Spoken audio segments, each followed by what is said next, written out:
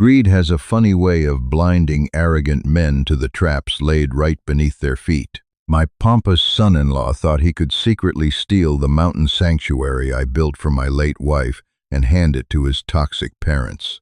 Instead, he blindly signed a lease into absolute ruin. For 35 years, I worked as a master carpenter, building beautiful, sprawling homes for the wealthiest families in the Pacific Northwest. I spent my days covered in sawdust, my hands rough and calloused, my back aching from lifting heavy oak beams and installing custom cabinetry. But every drop of sweat was worth it because I was providing for my family, my beautiful wife, Martha, and our wonderful daughter, Channa. Martha and I had a dream. We spent decades saving every spare penny, poring over architectural blueprints late at night at our modest kitchen table. Our goal was simple but profound: to buy a substantial plot of untamed land deep in the mountains and build our own custom log cabin, a sanctuary where we could retire in peace, surrounded only by the rustling pines and the whispering wind. Tragically, life had other plans. Martha fell ill just after Channa graduated from college. The cancer was aggressive, and despite fighting with everything she had, my beloved wife passed away before we could break ground on our dream home. The grief was a heavy, suffocating blanket that threatened to pull me under. For months, I barely functioned. But then, looking at the faded blueprints we had drawn together, I realized that building this house was the only way to honor her memory. I took my life savings, sold our city house, and purchased 40 pristine acres of dense woodland backed up against a national forest in Oregon. For 2 years, I lived in a small travel trailer on the property, waking up at dawn and working until the moon was high in the sky. I felled the trees, poured the foundation, and built a magnificent 4,000-square-foot timber frame lodge. It had soaring vaulted ceilings, a massive river stone fireplace that climbed 30 feet to the roof, radiant floor heating, and a wraparound deck that overlooked a crystal-clear private glacial lake. Every nail I drove, every board I sanded, was a tribute to Martha. It was my masterpiece. While I was out in the woods healing my heart through hard labor, Channa was in the city, building her own life. She had always been a smart, independent girl, working her way up in a marketing firm, but then she met Grayson. Grayson Horton was, on paper, a catch. He was tall, impeccably groomed, wore custom-tailored Italian suits, and drove a leased European sports car. He worked in wealth management consulting, a title that sounded impressive but, upon closer inspection, seemed to consist mostly of taking clients to expensive steakhouses and talking in circles about emerging markets. From the moment I met him, my instinct screamed that something was off. He was the kind of man who would check his reflection in the window while you were talking to him. He was smooth, charming, and entirely superficial. His hands were softer than Channa's, hands that had never known a day of hard, honest work in their entire existence. Despite my reservations, Channa was completely enamored. She saw his ambition, I saw his greed. But, as a father, you have to let your children make their own choices. I smiled, shook his hand, and welcomed him into the family. When they announced their engagement, I offered to pay for the wedding, dipping into the last of my savings to give my daughter the beautiful day she deserved. That wedding was my first real introduction to Grayson's parents, Richard and Susan Horton. The apple, as it turned out, hadn't fallen far from the tree. It had simply rotted at the roots. Richard and Susan were the epitome of suburban elitism. They lived in a flashy subdivision, drove cars they could barely afford the payments on, and looked down their noses at anyone they deemed working class. At the wedding reception, which I had paid tens of thousands of dollars for, I caught Susan complaining loudly to another guest about the quality of the champagne, calling it pedestrian. Richard spent the evening bragging about his golf handicap and asking me intrusive questions about my finances, subtly implying that a carpenter couldn't possibly afford such a lavish event without being in massive debt. They treated me not as a fellow parent joining families, but as a hired vendor who had slightly disappointed them. After the wedding, Grayson and Chana moved into a sleek, overpriced apartment downtown. Grayson insisted they needed to project an image of success for his career. I retreated to my cabin in the woods, content to live out my days in the quiet company of nature. I thought the physical distance would insulate me from Grayson and his obnoxious parents. I was incredibly, dangerously wrong. About a year into their marriage, Chana and Grayson came up to the mountain to spend a long holiday weekend at my cabin. It was the first time Grayson had seen the completed house in person. When they pulled up the winding gravel driveway and parked in front of the grand timber entrance, I watched Grayson's jaw practically hit the steering wheel. He stepped out of his car, his expensive loafers crunching on the gravel, and his eyes darted greedily over the massive log exterior, the manicured landscaping, and the sparkling lake in the background. "Armando," he breathed, walking up the front steps and looking around as if he were inspecting a property to purchase. "This is substantial. I had no idea it was this luxurious. You built all this yourself?" "Every square inch," I replied, feeling a fierce surge of protective pride. "It's exactly what Martha and I planned." Throughout the weekend, Grayson's behavior shifted from subtly arrogant to intensely calculating. He spent hours pacing the property lines, inspecting the custom kitchen appliances, and asking pointed questions about property taxes, zoning laws, and the local real estate market. He didn't see a home filled with memories and love. He saw a high-yield asset. On Saturday evening, Chana went to bed early, exhausted from a long hike. Grayson and I sat out on the wraparound deck, the stone fire pit crackling between us. He swirled a glass of my most expensive scotch, which he had poured for himself without asking, and leaned back in his Adirondack chair. "You know, Armando," Grayson began, his voice dripping with false concern, "Chana and I worry about you out here, all alone. It's a massive property, so much upkeep, and respectfully, you aren't getting any younger." "I manage just fine, Grayson," I said evenly, staring into the flames. "The hard work keeps me young." "Still," he pressed on, leaning forward, "it seems like a waste. 4,000 square feet for one man? It's practically a resort. My parents, Richard and Susan, are looking to downsize. Their neighborhood is getting too crowded, and they want to retire, somewhere peaceful, somewhere with fresh air." I felt a cold knot form in my stomach. I knew exactly where this was going, but I forced myself to remain silent, letting him dig his own grave. "I was thinking," Grayson continued, gesturing expansively with his Scotch glass, "we could turn this place into a family compound. My parents could take the master suite upstairs. It has the best view, and Susan loves a soaking tub. You could easily move down into the smaller guest bedroom on the main floor. It would be safer for you, anyway, not having to navigate the stairs. They could help look after the place, and we wouldn't have to worry about you being isolated."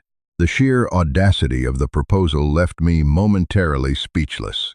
He was sitting on my deck, drinking my liquor, suggesting I surrender the master bedroom I had built for my dead wife to his snobby, condescending parents and relegate myself to a guest room in my own home.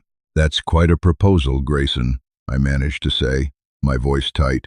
"I'll have to think about it." "Take your time," he smiled, a slick, predatory grin. "But it makes financial and logical sense. We're family now. We have to look out for each other. I excused myself and went inside, my blood simmering with a quiet, dangerous rage. But the true depth of his betrayal didn't hit me until the next morning. I woke up before dawn, as usual, to make coffee. As I walked into the kitchen, I saw Grayson's phone sitting on the granite island, plugged into a charger. The screen lit up with a notification, illuminating the dark room. I am not a man who snoops, but the name on the screen caught my eye. Mom. The message preview was clearly visible. "Did you get the old man to agree? Your father is already looking at furniture for the deck." Curiosity and protective anger overwhelmed my sense of privacy. I tapped the screen. It wasn't locked. I scrolled up through their recent text conversation, and my heart turned to ice. Grayson, I planted the seed tonight. He's hesitant, but he's weak. He'll cave. Susan, good. Make sure he understands he's getting the downstairs room. I refuse to climb stairs with my knees. Grayson, don't worry. Once you guys are moved in, we can slowly start taking over the maintenance and the finances. Give it 2 or 3 years. We'll tell Chana he's got dementia and get him put in a nice, assisted living facility. Then we get the house free and clear, and we can finally sell your place in the suburbs. Susan, Mom, perfect. You're a smart boy, Greg. Keep working on Chana. I stood in my beautiful kitchen, the silence of the woods pressing against the windows, holding the glowing phone. He didn't just want my house. He wanted to steal my legacy, discard me in a nursing home, and enrich his own family at my expense. He was using my daughter as a pawn in a long-term real estate scam. I carefully set the phone back down exactly where I found it. I didn't yell. I didn't confront him. Men like Grayson thrive on conflict and manipulation. They twist words to make themselves the victim. If I blew up, he would just show Chana a sanitized version of events, claim I was being paranoid and hostile, and drive a wedge between my daughter and me. No, I needed a different approach. I needed him to enthusiastically walk into his own ruin. I needed to prepare a surprise. The following Monday, after Grayson and Chana returned to the city, I drove down the mountain and straight into town to visit my oldest friend, Thomas, who also happened to be a brilliant real estate attorney. I sat in his leather-bound office, drank his terrible coffee, and laid out the entire situation, including the texts I had read. Thomas listened intently, his bushy eyebrows rising higher and higher. Armando, you need to tell Chana. You need to show her who she married. If I just tell her, she might not believe me, I explained. Love is blind, Thomas. Grayson is a master manipulator. He'll spin it. He'll say, I misunderstood, or that it was just a joke between him and his mother. I need undeniable proof. I need him to reveal his true colors in front of her, in a way he cannot lie his way out of. So, what's the plan? Thomas asked, leaning forward. I pulled out a topographical map of my property. When I bought the 40 acres, the seller practically gave me an additional 5-acre strip at the very bottom of the mountain, bordering the county road. It's physically attached to my land, but it's separated by a steep ravine and a mile of dense forest. Thomas adjusted his glasses, looking at the map. Okay. And on that 5-acre strip sits an original 1,910 trapper's shack. I smiled darkly. It has been abandoned since the Korean War. The roof is half caved in. The floorboards are rotted. There is no electricity, no running water, and I am fairly certain it is currently serving as a maternity ward for a family of raccoons. It is legally part of my estate. Address 405 Whispering Pines Road. My main house, however, sits at the top of the private driveway, which I legally registered last year as 405 Whispering Pines Lane. Thomas stared at me, a slow, wicked grin spreading across his face. You want to lease them, the shack. Exactly, I said.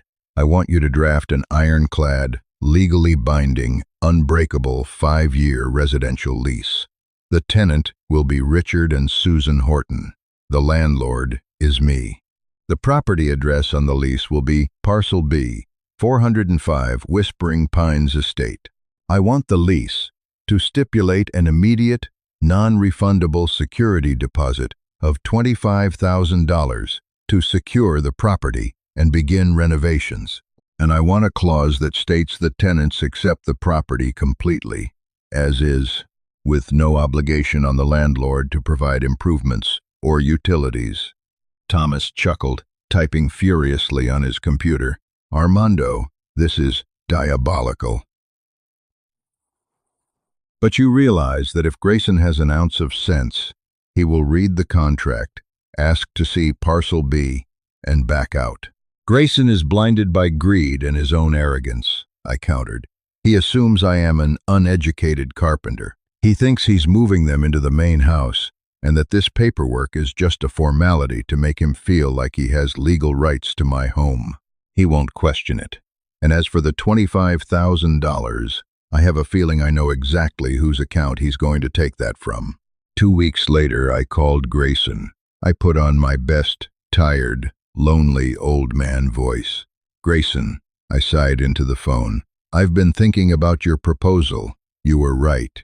The house is too much for me. I'm lonely out here. I think it would be wonderful for your parents to move onto the estate. It would give us all peace of mind. I could practically hear him salivating through the receiver. Armando, that is fantastic news. You are making the right choice. I promise you. We will take such good care of you. Let's get the ball rolling. I do have one condition, I said hesitantly. I want to keep things strictly legal and professional to protect both our families. I had my lawyer draft up a standard lease agreement for the property. It gives them guaranteed rights to live there for 5 years, so they don't feel like guests. But it requires a $25,000 security deposit, just to ensure they are serious and to cover some immediate property taxes. 25,000? Grayson paused, clearly calculating. Then his greed overrode his caution. He was picturing a $4 million custom log home. 25 grand was a steal. Of course, Armando. That's totally reasonable. Send over the paperwork. I'll wire the money by Friday. He didn't ask to review the property lines. He didn't question Parcel B. He just saw the finish line. A few days later, the signed contract arrived via overnight courier, along with a certified bank wire, for $25,000. I deposited the money directly into a separate trust account I had secretly set up in Chenna's name. The trap was fully armed. Now, all I had to do was wait for moving day. Behind the scenes, I made one final move. I called Chenna while I knew Grayson was at work. "Hi, sweetheart," I said gently. "How are things?" "Good, Dad. Busy." She sounded stressed. "Grayson has been acting weird lately, really secretive, and he mentioned your house a lot." "Chenna, I need you to do me a favor," I said, my tone turning serious. "I need you to log into your joint savings account right now, the one you told me you were building for your future home." "Dad, why?" "Please, Chenna, just humor an old man. Look at the balance, and whatever you see, do not say a word to Grayson. Just pack a bag, take Friday off, and drive up to the cabin. Be here by noon." I hung up before she could ask more questions. I knew what she would find. Grayson didn't have $25,000 of his own money. He was drowning in car leases and credit card debt. He had drained their joint savings, Chenna's hard-earned money, to pay the deposit for his parents' hostile takeover of my home. Friday morning arrived with a crisp, biting autumn chill. The sky was overcast, and a light, muddy drizzle began to fall on the mountain. It was absolutely perfect weather for a disaster. I stood at the bottom of the mountain, where the main county road intersected with my private gravel driveway. The gate to my paved driveway was locked tight with a heavy titanium padlock. 100 yards down the muddy shoulder of the county road was a barely visible, overgrown dirt path leading to Parcel B. At precisely 11 a.m., the convoy arrived. Leading the pack was Grayson's pristine, white BMW SUV. Behind him rumbled 2 massive professional moving trucks, packed to the brim with Richard and Susan's luxury furniture, grand pianos, and absurd amounts of unnecessary suburban junk. Grayson parked near my locked gate and hopped out, beaming. He was wearing a designer trench coat and holding 2 coffees. Richard and Susan emerged from the back seat. Susan was wearing white cashmere and high-heeled boots. Richard was sporting a tweed blazer, looking around with the smug satisfaction of a conquering king. "Armando," Grayson called out, practically dancing toward me. Moving day! We are so excited. Why is the main gate locked? Hello, Grayson. Richard, Susan. Welcome, I said, my face completely impassive. I pulled a set of heavy, rusted, antique iron keys from my pocket. The main gate is locked because you don't live up there. Your property is right this way. I pointed down the muddy, overgrown dirt track. Grayson chuckled nervously. Very funny, Armando. Come on, unlock the gate. The movers are charging by the hour. I am not joking, Grayson, I said, my voice dropping an octave, losing all the warmth I had ever faked for him. You signed a lease for Parcel B, 405 Whispering Pines Estate. Your new home is a 5-minute walk down that trail. The moving trucks will have to park here. The path isn't wide enough for vehicles. The smug smiles vanished from Richard and Susan's faces. Grayson looked at the muddy path, then at me, realizing for the first time that the tired old man had teeth. What the hell are you talking about? Grayson snapped, his face flushing red. We leased the house, the log cabin. No, you didn't. I pulled a copy of the signed lease from my jacket.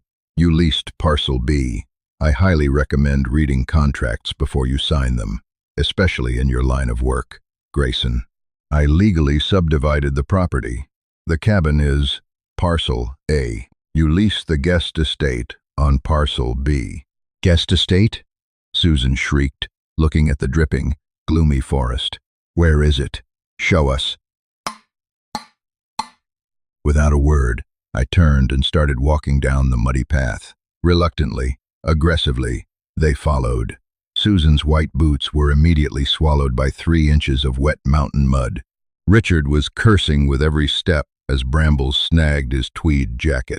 Grayson was marching behind me, furiously typing on his phone, trying to call his lawyer, but there was no cell service at the bottom of the mountain. After 5 minutes of miserable hiking, the woods broke open into a small, swampy clearing. And there it was. The shack. It was a magnificent monument to rot. The wood was black with decades of moisture.